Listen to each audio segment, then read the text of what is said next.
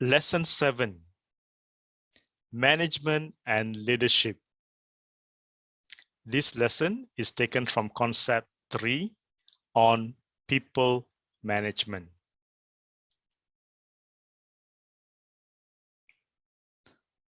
Lesson 7 Objectives. During this lesson, we will review the activities of an effective manager and identify the elements of successful planning and how to organize resources and coordinate activities. We will also examine the benefits of effective and motivated teams and how to achieve them.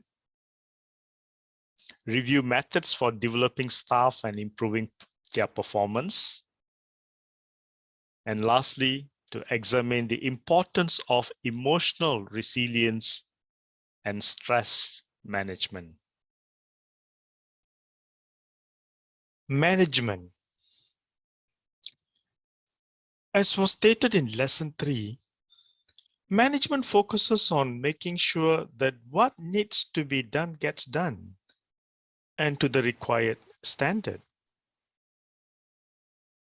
And let's understand the major activities of a manager. Some managers may have technical support responsibilities along with their managerial responsibilities. But the major activities of a manager are three types of activities. Firstly, planning. Secondly, organizing resources.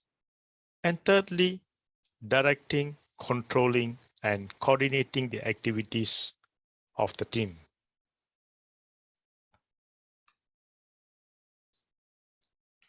Let's take a look at the different types of planning.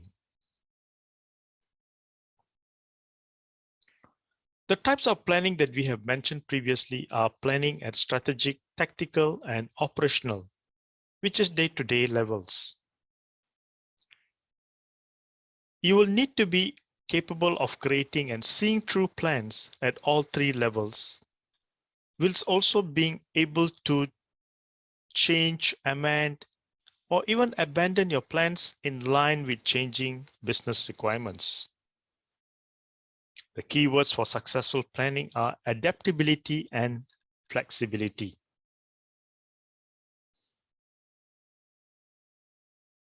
As there are three types of planning, strategic, tactical, and operational, let's take a look at them one by one. Strategic. Strategic plans are for long-term vision of what an organization needs to achieve to meet its objectives. Long-term plans are commonly 3 to 5 years, sometimes longer, depending on your organization. Following the organization's strategic planning cycle should ensure the service desk strategy is always in alignment with business objectives and strategic direction. As for tactical plans are for the medium term, commonly 1 to 2 years.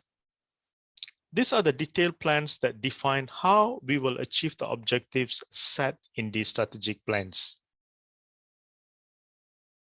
And as for operational plans are the short-term plans from right now up to maybe 1 year ahead. These are the short-term, day-to-day routine work and activities that focus on completing operational tasks and contribute to long-term projects.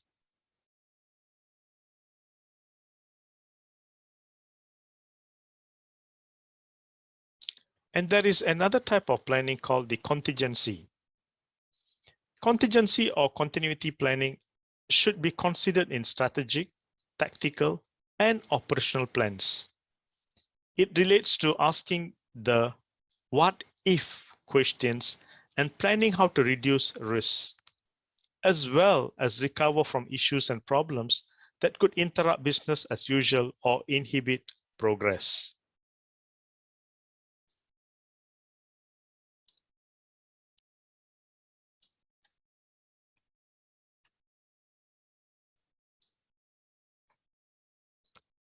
Developing successful plans.